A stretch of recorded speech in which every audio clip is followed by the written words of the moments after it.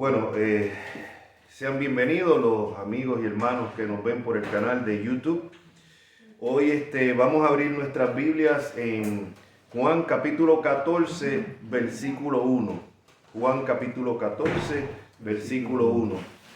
Y dice así la santa y bendita palabra del Señor. No se turbe vuestro corazón. Creéis en Dios, creed también en mí. Amantísimo Dios eterno, te damos gracias, Señor, por esta palabra, primeramente, por la salvación de nuestras almas, amado Dios, y por cada vida que está aquí presente y los que están viendo por medio de esta grabación, Señor.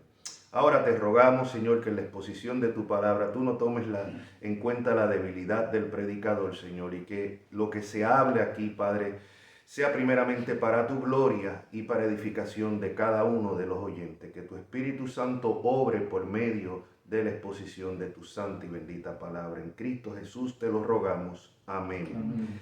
Y el tema de hoy es: no se turbe vuestro corazón. Cuando nosotros miramos el contexto en el que Jesús dice esto, el contexto lo podemos ver desde el capítulo 12, donde vemos la entrada triunfal de Jesucristo a Jerusalén. Especialmente en el versículo 27, ya nuestro Señor anuncia lo que es su muerte. En el capítulo 13 vemos que anuncia también la traición de Judas, aunque sin decirle el nombre. Y en el versículo 36 habla acerca de la negación de Pedro. Advierte ya y anuncia ya la negación de Pedro. Ese es en el contexto en que el Señor dice esto en Juan 14:1. No se turbe vuestro corazón. Creéis en Dios, creed también en mí. Aquí vemos que el Señor ya se estaba adelantando y le estaba dando una palabra de consuelo a lo que él sabía que iban a pasar sus discípulos. Él sabía que iba a llegar el momento ya en que cuando él fuera arrestado muchos se iban a turbar por miedo, lo iban a abandonar. Que el mismo Pedro, uno de los líderes principales de los apóstoles, lo iba a negar. Y en la crucifixión, que él iba a ser crucificado y muerto. Y él sabía, se adelantó, sabiendo que muchos de sus discípulos en ese momento podían perder la esperanza. Como a veces nos puede pasar a veces a nosotros, cuando vienen cosas que no comprendemos, situaciones que no entendemos. O sea, de repente llega el momento en que uno puede cuestionar, ¿está Dios realmente en control? Inclusive algunos van más allá y hasta llegan un momento a dudar la existencia de Dios. Aquí podían los discípulos en un momento dado, después que vieron cómo Jesús fue recibido triunfalmente en Jerusalén, los milagros que hizo, la gente que lo seguía y de repente ver que todo el mundo se le había ido en contra, que mucha de esa gente estaban gritando crucifíquenle, que él era la esperanza, ellos lo habían entendido como que él era el Mesías, el Salvador de Israel, y ahora lo ven muerto en una cruz. Muchos podían perder la esperanza y decir, bueno, verdaderamente sería este el Mesías. Acuérdense que el mismo Juan el Bautista en un momento dado manda a preguntar cuando está encarcelado. Después que Juan el Bautista había señalado a Jesús como el Cordero de Dios, en un momento dado, él parece esperar que Jesús en ese momento iba a establecer rápido el reino. ¿No? Era mucha de la expectativa de los santos del Antiguo Testamento. O sea que cuando el Mesías viniera, o sea, iba a acabar ya con todo. Iba a comenzar el reino eterno, ¿no? Y en un momento dado, o sea, el mismo Juan el Bautista cuando está preso, manda a preguntar a sus discípulos, óyeme, ¿realmente eras tú el que estábamos esperando o tenemos que esperar a otro? ¿No? Y eso puede pasar, aún a los cristianos puede pasar que en un momento dado vengan las dudas, que venga el desánimo, las situaciones cuando vienen. Miramos, o sea, cómo explicamos a veces de repente, o sea, que vienen cosas que no van de acuerdo a la lógica de nosotros. Y llega el momento en que podemos cuestionar y que se turba nuestro corazón. Y es a eso Jesucristo adelantándose, en que sabía que muchos de sus discípulos en un momento dado se iban a turbar cuando lo vieran crucificado, cuando lo vieran enterrado. Él se adelanta y le dice, no se turbe vuestro corazón. Ahora, fíjate que en un momento dado es normal turbarse. En un momento dado es normal turbarse. De hecho, hay cosas por las cuales si nosotros no nos inquietamos o no nos turbamos, pecamos. Un ejemplo, por ejemplo, si la misma condición mía, si yo sé que mi condición no está correcta delante de Dios, yo tengo motivo para turbarme. Yo tengo motivo para estar asustado. Si yo sé que la muerte me puede sorprender a mí en cualquier momento y yo no estoy bien delante de Dios, yo tengo motivo para turbarme. De hecho, Jesucristo dijo, temed a aquel que tiene el poder después de quitarte la vida y echarte al infierno. Tengo motivo para tener temor. Y eso es algo que a veces no se habla suficientemente en las iglesias. Sí, si nosotros no estamos bien delante de Dios, tenemos motivos para estar turbados. Cuando pecamos, tenemos motivos para turbarnos, para inquietarnos. Muchas veces el Espíritu Santo es quien nos inquieta. Acuérdense que el trabajo del Espíritu Santo no es tumbar la gente al piso, ni ponerlos a brincar, ni a reírse alocadamente como algunos creen en ciertas iglesias o denominaciones. No, el trabajo del Espíritu Santo es dar convicción de pecado. Cuando Jesucristo habla de la bienaventurados los que lloran, Él no se refiere a los que lloran porque las cosas no salieron como yo quería, o los que lloran porque no se hizo las cosas como yo quería hacerlas. No, Él se refiere a los que lloran por su pecado, a los que están contritos por su pecado. Entonces sí, es necesario que nosotros sí nos turbemos y sí nos inquietemos por nuestro pecado, y más aún cuando sabemos que no estamos bien delante de Dios. Y la única manera de estar bien delante de Dios es reconociendo nuestro pecado, reconociendo que no podemos salvarnos a nosotros mismos, que no puedo ganar el cielo por mis propios méritos, y voy a aquel que murió por mi pecado, Jesucristo, y resucitó al tercer día. Es como único yo puedo ser justificado delante de Dios y mis pecados perdonados. Pero aún así, porque aquí a quien Jesús le está hablando es a personas que han creído en Él. Aún así nosotros sí podemos inquietarnos y turbarnos por alguna situación, y es lo normal. Por ejemplo, cuando un hermano, un amigo, un familiar está pasando cierta situación difícil, es normal que nosotros nos inquietemos, que nosotros nos identifiquemos con esa persona. Decir yo, no, Dios está en control, tranquilo. Dios está en control, nada. Mi hermano, es más, no esté usted preocupado, punto. Es más, usted está pecando si usted se preocupa. No, el que está pecando soy yo por mi insensibilidad. Entonces tenemos que tener mucho cuidado, porque sí hay situaciones en las que es normal que nosotros nos inquietemos. Cuando nosotros vemos el mundo como está, las cosas que vemos en el mundo, cuando vemos las injusticias, es normal que hasta cierto punto nosotros nos inquietemos y se turbe nuestro corazón. Y alguien dirá, pero es que Jesús dijo, no se turbe vuestro corazón. Pero para probar el punto que estoy trayendo, vamos un poquito hacia atrás, ahí mismito un poquito, en el capítulo 12, de ahí mismo de Juan, versículo 27, vemos que Jesús dice, capítulo 12, versículo 27, ahora está turbada mi alma. El mismo Jesús que vemos más adelante, par de capítulos más adelante, dice, no se turbe vuestro corazón. En este momento, aquí Él dice, mi alma está turbada. ¿Y qué diré? Padre, sálvame de esta hora. O sea, esto es poco antes de lo que es Él ir a la crucifixión, al sacrificio. Y en la parte humana sí se sentía turbado. Y aquí nos pone un ejemplo a qué Él se refiere cuando Él dice, no se turbe vuestro corazón. No es que no haya ningún tipo de inquietud, no es que no tengamos ningún tipo de emoción, no, Dios nos creó con emociones. El problema es cuando las emociones toman control de nosotros. Ahí es que está. Cuando las emociones empiezan a nublar la fe. Ahí es que está el problema. ¿Ve? Así que vemos que aquí que el mismo Jesús dice, ahora está turbada mi alma. ¿Y qué diré? Padre, sálvame de esta hora.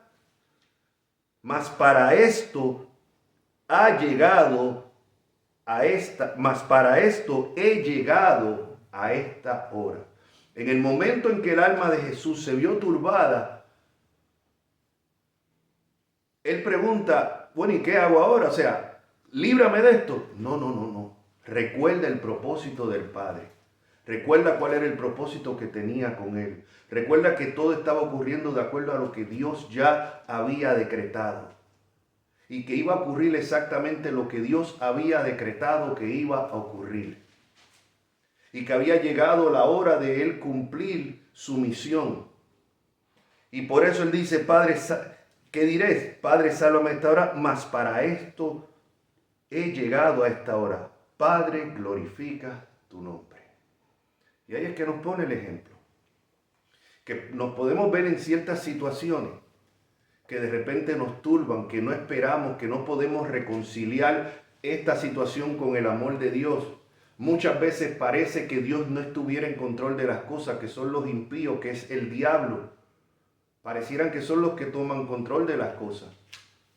Ahí es que tenemos que recordarnos, como enseña Apocalipsis en el capítulo 4, que Dios está sentado en su trono. Que Dios está gobernando. Cuando leemos, lo he dicho muchas veces, cuando leemos el libro de Apocalipsis, ¿qué es lo que nos enseña el libro de Apocalipsis? Que Dios está en control.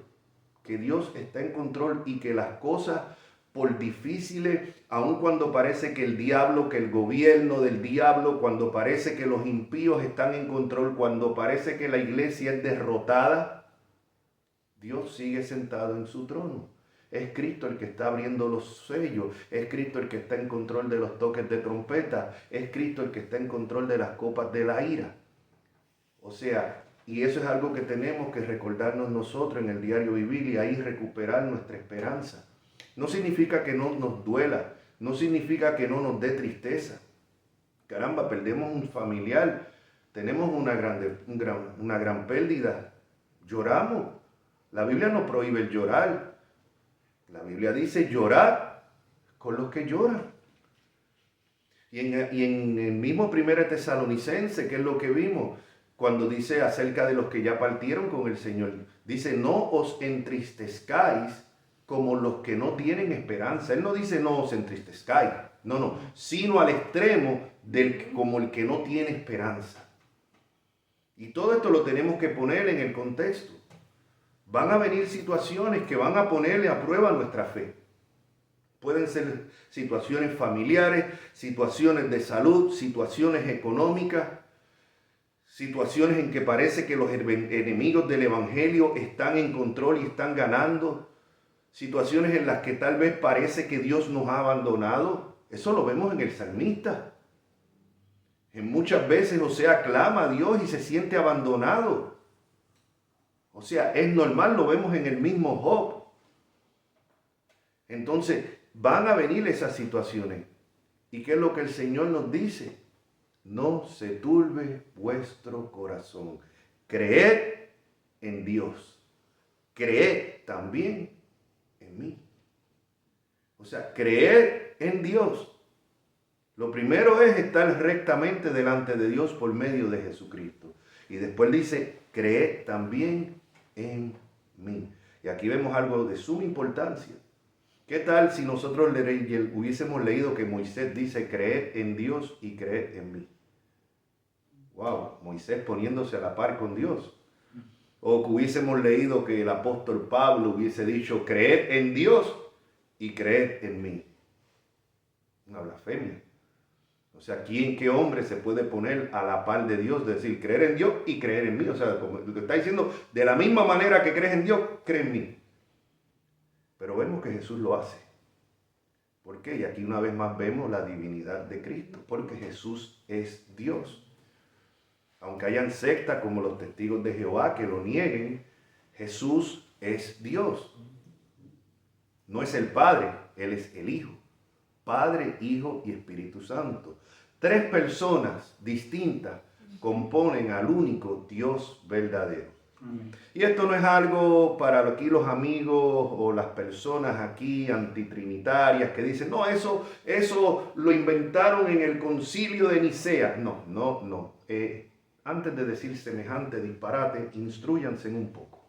Primeramente, en el mismo Nuevo Testamento, que la enseñanza está muy clara, aunque no aparece la palabra Trinidad, la palabra, se implica claramente la Trinidad en toda la Biblia. Y segundo, cualquiera que lea los padres de la iglesia mucho antes del concilio de Nicea, van a ver que la iglesia sí creía en una Trinidad, que la iglesia sí creía en la deidad de Jesucristo. Esto mucho antes que el concilio de Nicea, en el año 300 y pico.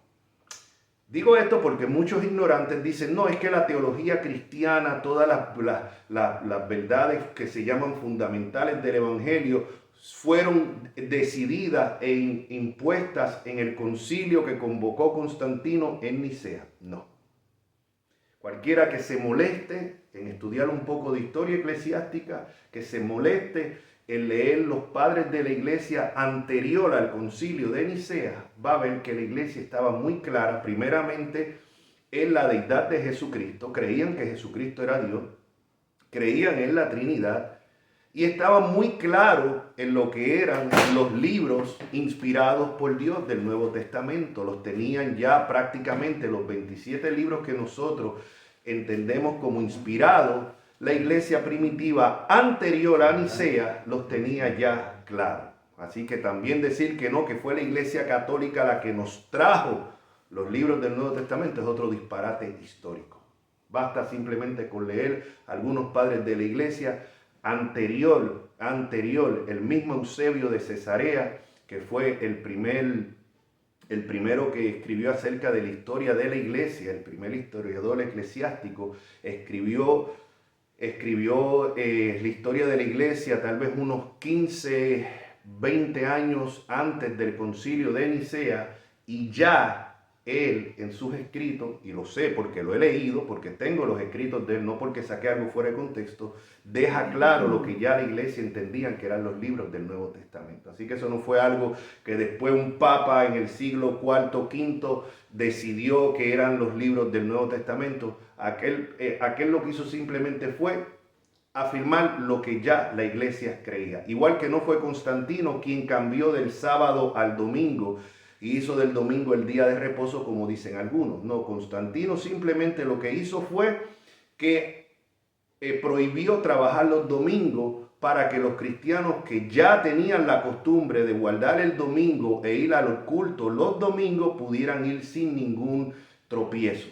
Pero no fue. Aquí vemos como la gente a veces habla una de disparate porque no tienen ningún conocimiento histórico y simplemente repiten como papagayos lo que sus líderes o sus maestros le dicen. Y entonces repiten, pero no investigan. Por eso a mí me gusta mucho investigar. Investigar porque lo que yo creo tengo que creerlo por convicción propia, no porque mi denominación lo cree, no porque tal maestro o tal teólogo lo cree, no. Y ese es el deber de cada cristiano, escudriñar y buscar. Ahora, volviendo otra vez aquí, no se turbe vuestro corazón.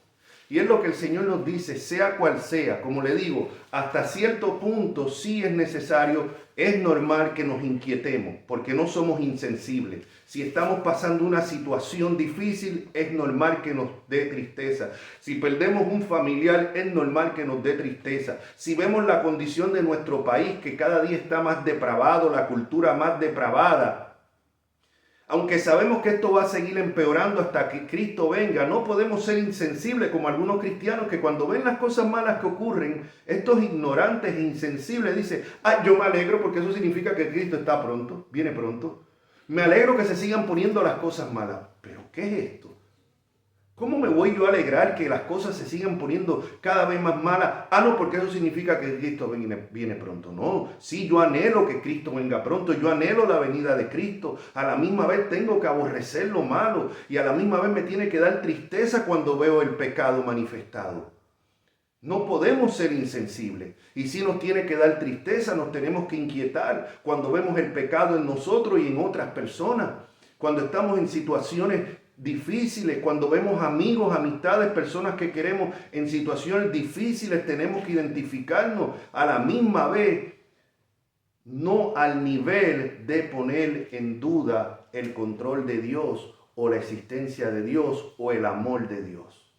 Ahí es a lo que Jesucristo se refiere: no se turbe vuestro corazón.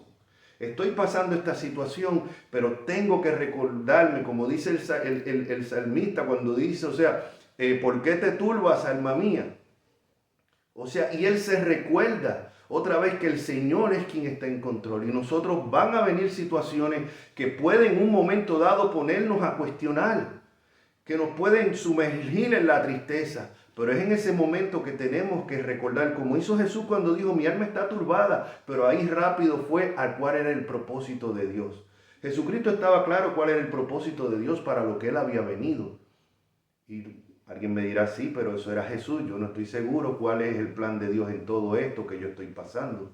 No, pero ¿sabe qué? Pero tenemos una seguridad igual que la que tenía Jesucristo, en el sentido que la Escritura nos dice que a los que aman a Dios, todas las cosas les ayudan a bien.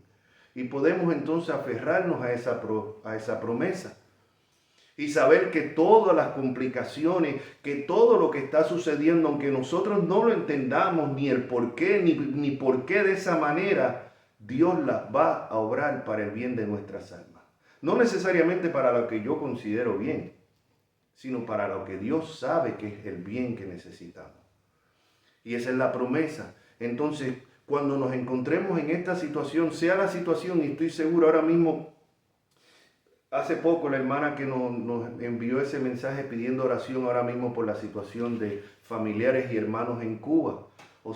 La situación, una situación terrible, sin luz eléctrica. Ahora, en el momento que estoy predicando esto, se acerca una turbulencia, una tempestad para allá que va a empeorar la situación. Pues caramba, yo no puedo decir, Dios está en control, tranquilo. No, tenemos que identificarnos con ese dolor. Tenemos que orar por esas personas y en lo que sea posible ayudarles. Pero en cosas así que tal vez alguien va a perder un familiar ahí, va a perder seres queridos, habrán cristianos que lo van a perder todo, lo poquito que tienen lo van a perder ahí. Y puede llegar el momento en que se cuestionen dónde está Dios. ¿Existe realmente Dios? Que la tristeza, la carne y el diablo los lleven a dudar de la soberanía y del amor de Dios. Es en ese momento que tenemos ahí que recordar la promesa. Todo obra para bien a los que aman a Dios. Y recordar las palabras de Jesús que nos dan consuelo. No se turbe vuestro corazón. Aclaro, no significa que no nos dé tristeza, no nos significa que no nos preocupemos. Lo que significa es que no sean las emociones las que tomen el control de nosotros. Que no llegue la depresión a tal momento en que no quiera uno hacer nada, sino tirarse a morir. No se turbe vuestro corazón. Creéis en Dios, creed también en mí. Sabiendo que Jesucristo dijo que un pajarillo no cae a tierra si no es por la voluntad del Padre. Así que nada puede suceder en este mundo, en nuestras vidas, que no esté bajo la soberanía de Dios. Y si Dios lo permite, es porque Dios tiene un propósito, aunque usted y yo no lo entendamos. Yo sé que esto es más fácil decirlo que aplicárselo. Yo mismo tengo que oírme después predicando esto y buscar aplicármelo a mí mismo, porque todos, aquí nadie está por encima de nadie. Que yo sea predicador del evangelio no me pone a mí por encima de otros cristianos. Me cuesta lo mismo aplicarme lo que enseño que a otros cristianos. Aquí nadie, el hecho que uno tenga el conocimiento no lo hace a un super cristiano que está caminando en una nube. Aquí estamos todos en la misma batalla, en la misma batalla diaria. Entonces, para terminar, terminar con estas palabras: no se turbe vuestro corazón. No se turbe vuestro corazón, sea cual sea la situación. Y claro, tal vez alguien que está oyendo no tiene la seguridad si está en Cristo o no. Dice, bueno, tal vez eso qué bien para ustedes que son cristianos, pero yo sé que yo no soy cristiano. Yo sí estoy turbado, yo no creo que Dios esté obrando las cosas para mi bien. A esa persona yo le digo, pues que espera, ven a Cristo en este momento. Ven a Cristo en arrepentimiento y fe. Jesucristo dijo, el que viene a mí, yo de ninguna manera le echo fuera. De ninguna manera le echo fuera. Entonces tal vez esa inquietud y esta situación que está pasando no es por otra sola razón, sino para traerte a Cristo, porque hay veces que si no tocamos fondo no vamos hacia Él, porque así somos nosotros los seres humanos. Muchas personas Dios las tiene que hundir y hacerlas tocar fondo para que vengan al arrepentimiento. No fue hasta que la nación de Israel fue llevada cautiva a Babilonia que por fin abandonaron lo que era la idolatría. Hasta ese momento constantemente estaban cayendo en el pecado de la idolatría.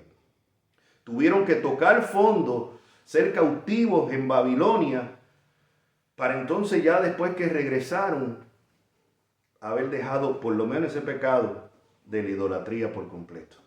Porque cayeron en muchas otras cosas, pero al menos en lo que fue la idolatría no volvieron a caer después que salieron del cautiverio. Entonces esa puede ser tal vez la razón que alguien esté pasando una situación, porque el Señor quiere traerte, mostrar que aunque hagas y hagas y hagas y hagas, no puedes salir de esa situación solamente descansando en Cristo. Esto no significa que al venir a Cristo no vamos a tener problemas, no. Jesucristo dijo, en el mundo tendréis aflicción, así que no te dejes engañar por estos falsos maestros. En el mundo tendréis aflicción. Pero ¿qué es lo que sigue después? Confiad, yo he vencido al mundo. Cierro con el versículo 2 que sigue después de este 1. No se turbe vuestro corazón, creéis en Dios, creed también